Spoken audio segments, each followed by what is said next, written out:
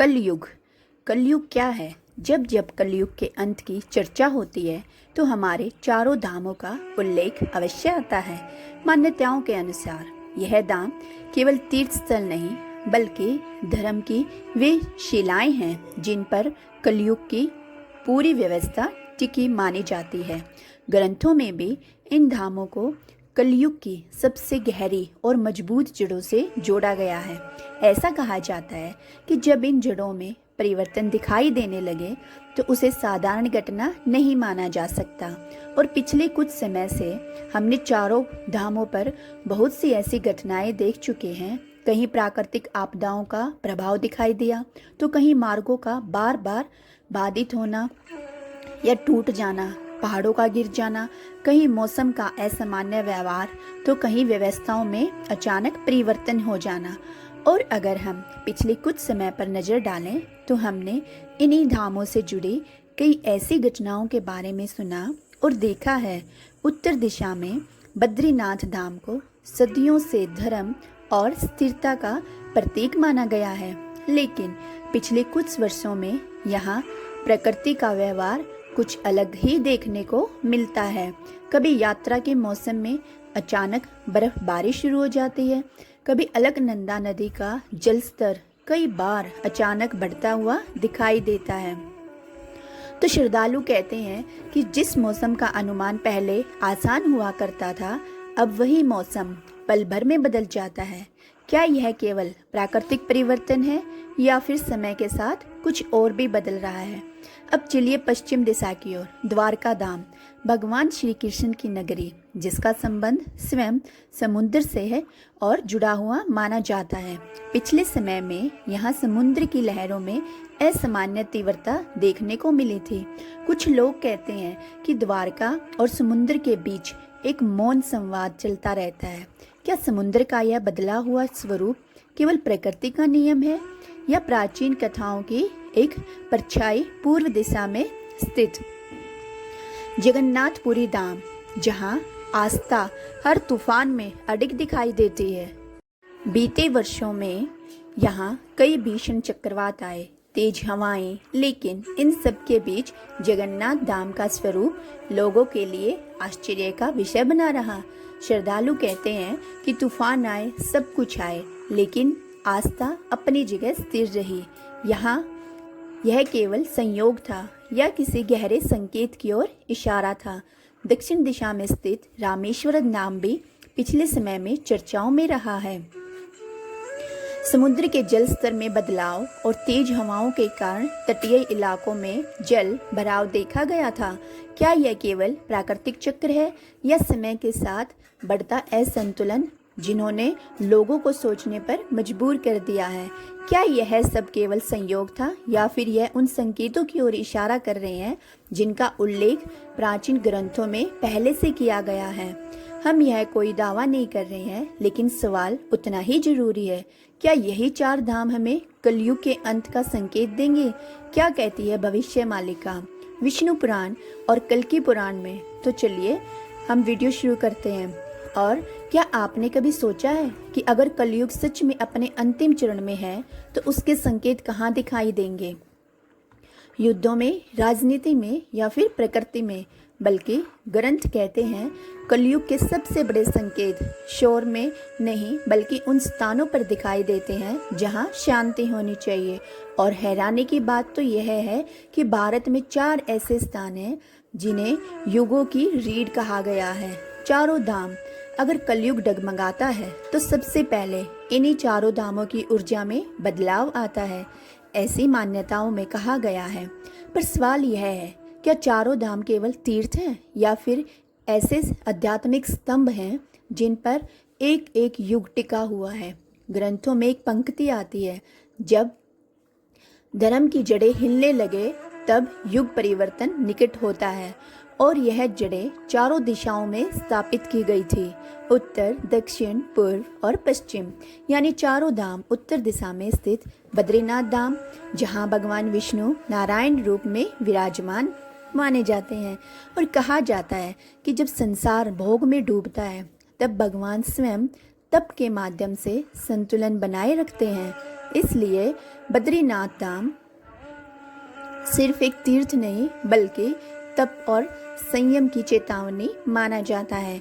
मान्यताओं में यह भी आता है कि जब इस क्षेत्र में प्रकृति असामान्य व्यवहार करने लगे, मौसम अपने नियम तोड़ने लगे और मार्ग बार बार बाधित होने लगे, तो यह संकेत देता है कि संतुलन कहीं ना कहीं प्रभावित हो रहा है। श्रद्धालु कहते हैं कि जिस क्षेत्र में सदियों तक स्थिरता रही, वहां अचानक बदलाव सोचने पर मजबूर कर देता है। पश्चिम दिशा में स्थित द्वारका धाम भगवान श्री कृष्ण की नगरी। मान्यताओं के अनुसार द्वारका में समुद्र में विलीन होना सिर्फ एक नगर का अंत नहीं था, इसे द्वापर युग की विदाई और कलयुग का आगमन का संकेत माना गया है। इस युग में कलयुग का विदाई और द्वापर युग की विदाई और कलयुग के आगमन का संकेत माना गया। ग्रंथों में उल्लेख मिलता है कि जब युग बदलता है तो प्रकृति स्वयं उस परिवर्तन की साक्षी बनती है। इसलिए द्वारका और समुद्र के संबंध को सिर्फ भौतिक नहीं बल्कि आध्यात्मिक भी माना जाता है। कुछ लोग कहते हैं कि समुद्र का बदला हुआ व्यवहार हमें बार बार युगों की कहानी याद दिलाता है। तो मित्रों, पूर्व दिशा में स्थित जगन्नाथपुरी धाम केवल एक तीर्थ नहीं बल्कि आस्था का एक ऐसा केंद्र है जहाँ चेतना का भी एक ऐसा केंद्र माना जाता है, जहाँ भगवान को पूर्ण मानवीय स्वरूप में नहीं बल्कि एक विशेष प्रतीकात्मक रूप में पूजा जाता है। यह स्वरूप हमें यह याद दिलाता है कि ईश्वर केवल आकार में नहीं है, भावना और वह चेतना में भी प्रकट होते हैं। शास्त्रों में जगन्नाथ जी को दारु ब्रह्म कहा गया है, अर्थात ऐसा ब्रह्म जो किसी सीमा में बंधा नहीं है। कई विद्वानों के अनुसार यह स्वरूप कलयुग के स्वभाव से जुड़ा हुआ माना जाता है, क्योंकि कलयुग में मनुष्य बाहरी रूपों से अधिक भीतरी समझ की परीक्षा से गुजरता है। कहा जाता है कि जैसे कलयुग में मनुष्य ज्ञान, संयम और संतुलन में अक्सर असमंजस में फंसा रहता है, वैसे ही जगन्नाथ धाम का स्वरूप हमें भीतर झांकने के लिए प्रेरित करता है। यह धाम हमें डराता नहीं है बल्कि प्रश्न करता है कि क्या हमारी आस्था परिस्थितियों के बदलने पर भी स्थिर रह सकती है। इतिहास गवाह है कि समय समय पर इस क्षेत्र में प्रकृति का व्यवहार बदला है, कभी तेज हवाएं, कभी समुद्री हलचल, लेकिन आस्था का केंद्र अपनी जगह स्थिर दिखाई देता है। इसलिए कुछ मान्यताओं में जगन्नाथपुरी को कलयुग का दर्पण कहा गया है। दक्षिण दिशा में स्थित रामेश्वरम धाम हिंदू मान्यताओं में कर्म, मर्यादा और उत्तरदायित्व का प्रतीक माना जाता है। यहाँ स्थिति रामनाथ स्वामी मंदिर 12 ज्योतिर्लिंगों में से एक है। यह प्राचीन परंपरा में कहा जाता है कि भगवान श्री राम ने इस स्थान पर स्वयं शिवलिंग की स्थापना की थी, और जो यहाँ के भक्तगण हैं वो मानते हैं कि रामेश्वरम वह स्थान है जहाँ भगवान राम ने शिव जी की पूजा करके धर्म, कर्म और प्रायश्चित की शक्ति को सम्मानित किया था।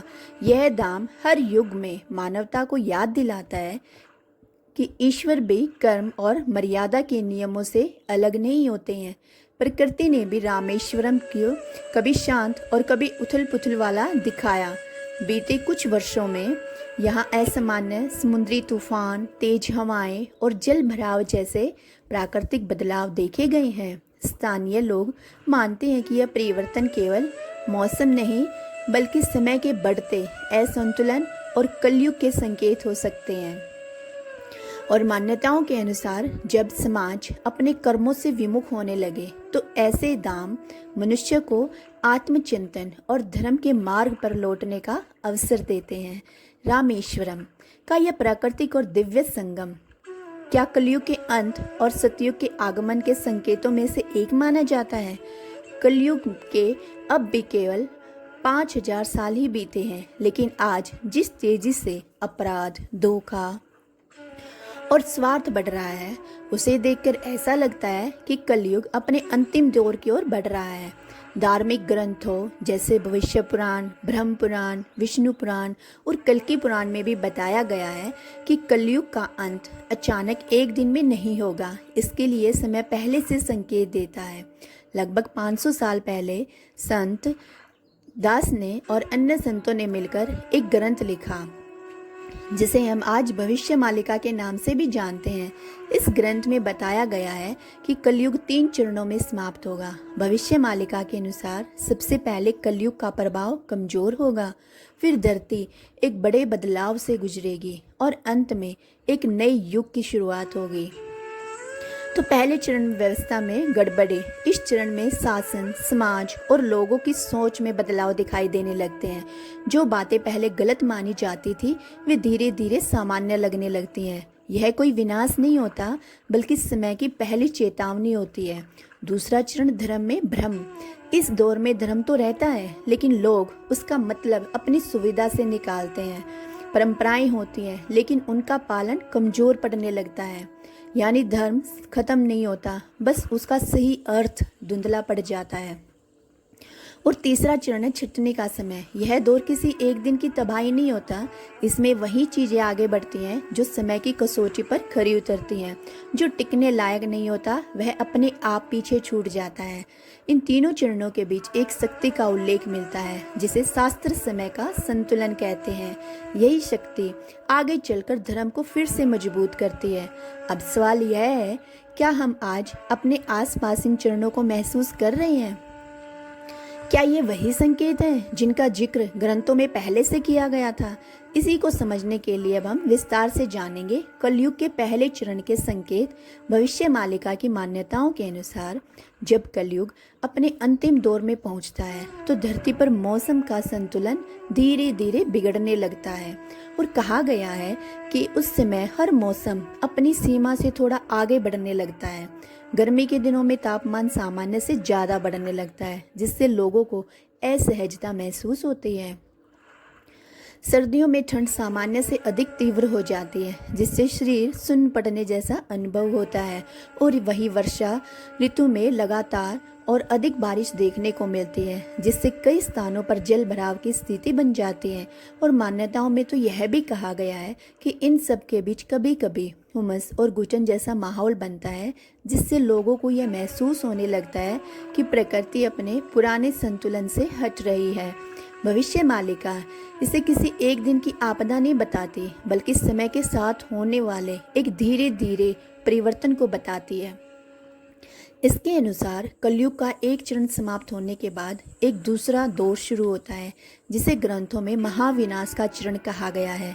इस चरण में यह नहीं कहा गया कि कलयुग पूरी तरह एक साथ समाप्त हो जाएगा बल्कि यह बताया गया है कि दुनिया के कई हिस्सों में अशांति, अव्यवस्था बढ़ने लगेगी। मान्यताओं के अनुसार कई देशों के भीतर ही आपसी मतभेद गहराने लगेंगे। समाज के अलग अलग वर्ग एक दूसरे के विरोध में खड़े हो जाएंगे जिससे आंतरिक तनाव बढ़ेगा। और यह भी कहा गया है कि ऐसे समय में देश अपनी समस्याओं में इतने उलझ जाएंगे कि बाहरी मुद्दों पर या दूरगामी योजनाओं पर ध्यान देना कठिन हो जाएगा। भविष्य मालिका का यह भी संकेत देती है कि इन टकरावों का कारण सिर्फ सत्ता या सीमा नहीं होगा बल्कि विचारधाराओं और मूल्यों का टकराव भी होगा। कहीं लोग धर्म और नैतिकता की बातें करेंगे तो कहीं स्वार्थ और शक्ति को प्राथमिकता दी जाएगी। ग्रंथ इसे किसी एक युद्ध की कहानी नहीं मानते बल्कि एक ऐसे समय में के रूप में देखते हैं जहां सही और गलत की परिभाषाएं आपस में उलझने लगती हैं। प्राचीन ग्रंथों और मान्यताओं में यह संकेत मिलता है कि धरती का स्वरूप समय समय पर बदलता रहा है।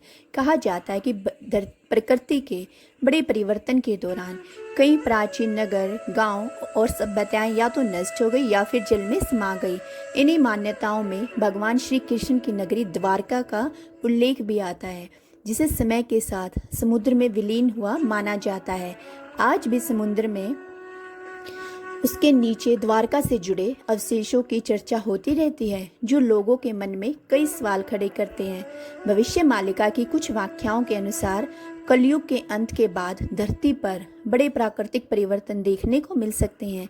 इसमें बाढ़, भूकंप, समुद्र के जल स्तर में बदलाव जैसी घटनाओं का उल्लेख मिलता है। ऐसा कहा जाता है कि इन सभी परिवर्तनों के दौरान जो नगर और सभ्यताएं कभी जल या मिट्टी में छिप गई थी, उनके कुछ चिन्ह फिर से दिखाई दे सकते हैं। कुछ विद्वानों और भविष्यवक्ताओं का मानना है कि इस प्रक्रिया में द्वारका जैसी अन्य प्राचीन नगरियों के संकेत या सनातन संस्कृति से जुड़े कई पुराने चिन्ह दुनिया के सामने आ सकते हैं। हालांकि यह आस्था मान्यताओं और ग्रंथों की व्याख्या पर आधारित है, लेकिन इतना जरूर है कि यह बातें आज भी लोगों को अपने इतिहास और सभ्यता के बारे में सोचने पर मजबूर कर देती हैं। मान्यताओं के अनुसार जब कलयुग का पहला चरण समाप्त हो जाएगा, तब केवल समय ही नहीं बदलेगा, बल्कि इतिहास के कुछ अधूरे अध्याय फिर से चर्चा में आने लगेंगे। ऐसा कहा जाता है कि महाभारत काल में कुछ ऐसे ही महान योद्धा भी थे जो किसी कारणवश उस युद्ध का हिस्सा नहीं बन पाए। ग्रंथों में संकेत मिलते हैं कि धर्म की पुनः स्थापना के समय ऐसी दिव्य शक्तियों की भूमिका एक बार फिर महत्वपूर्ण हो सकती है। भविष्य मालिका और कुछ प्राचीन वर्णों में यह भी उल्लेख मिलता है कि भगवान श्री कृष्ण के बड़े भ्राता बलराम जी धर्म की रक्षा के लिए भगवान कल्कि के मार्गदर्शक और सहयोगी के रूप में प्रकट हो सकते हैं। जो भगवान कृष्ण के भाई बलराम थे, वो भगवान कल्कि के मार्गदर्शक के सहयोगी के रूप में प्रकट हो सकते हैं। और कहा जाता है कि कलयुग के अंत के बाद शुरू होने वाले दूसरे चरण में यह युद्ध केवल अस्त्र शस्त्र का नहीं होगा, बल्कि सत्य और असत्य के बीच एक निर्णायक संघर्ष का होगा। और इसी संघर्ष के पश्चात भगवान कल्कि के नेतृत्व में एक नए युग की नींव रखी जाएगी, जहां धर्म का अर्थ फिर से स्पष्ट होगा और मानवता को एक नई दिशा मिलेगी। मान्यताओं और भविष्य मालिका के वर्णनों के अनुसार कलयुग के अंत के बाद धरती एक ऐसे दौर से गुजरेगी जहां बड़े बड़े परिवर्तन देखने को मिल सकते हैं। इन्हीं परिवर्तनों का कारण प्राकृतिक असंतुलन और समय का चक्र बताया गया है। कहा जाता है कि इस काल में कुछ प्रसिद्ध और प्राचीन धार्मिक स्थल सामान्य दृष्टि से अदृश्य हो सकते हैं। कहीं अत्यधिक वर्षा और बाढ़ का प्रभाव होगा, तो कहीं भूकंप और भू परिवर्तन धरती के स्वरूप को बदल देंगे। भविष्य मालिका में अमरनाथ गुफा, गंगोत्री और यमुनोत्री जैसी पवित्र स्थलों का उल्लेख इसी संदर्भ में किया गया है।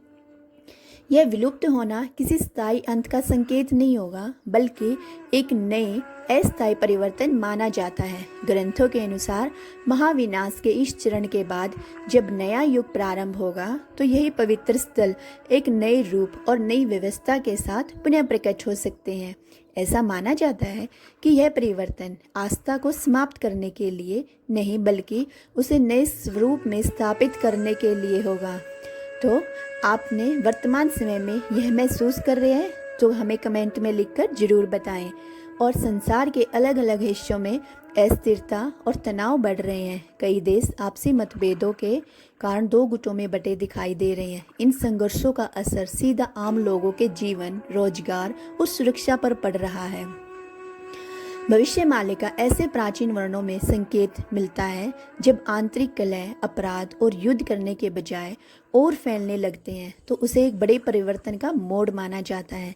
कुछ मान्यताओं के अनुसार ऐसे हालात दुनिया को परेशानी जैसे वैश्विक चुनौती के करीब ले जा सकते हैं, जहां बड़े बड़े स्तर पर जनजीवन और प्राकृतिक संसाधनों को क्षति पहुंच सकती है। और इस कलयुग के अंत के बाद धरती पर जनसंख्या बहुत कम रह जाएगी। समय के साथ ये संकेत मिलता है कि लोग धीरे धीरे खेती से दूर होने लगेंगे, जिसके कारण धरती पर अनाज, फल और सब्जियों की कमी जैसी स्थिति बन सकती है। कुछ दौर में किसानों का मनोबल टूटता है और फसल उगाने का मोह घटने लगता है, जिससे समाज को अन्न संकट और महंगाई का सामना करना पड़ता है। प्राचीन भविष्य मालिका में कुछ वर्षों के बीच असामान्य प्राकृतिक परिवर्तनों का उल्लेख मिलता है। कुछ वर्षों को बड़े मौसमी उलटफेर और आपदाओं से जोड़ा गया है। कुछ मान्यताओं में यह भी वर्णन है कि किसी चरण में कुछ दिनों के लिए सूर्य का प्रकाश मंद पड़ सकता है और धरती पर अंधकार सा अनुभव होने लगेगा। ग्रंथ इसे प्राकृतिक प्रतीकात्मक चेतावनी मानते हैं। जब प्रकृति असंतुलित हो तो मनुष्य को अपने कर्म सुधारने चाहिए।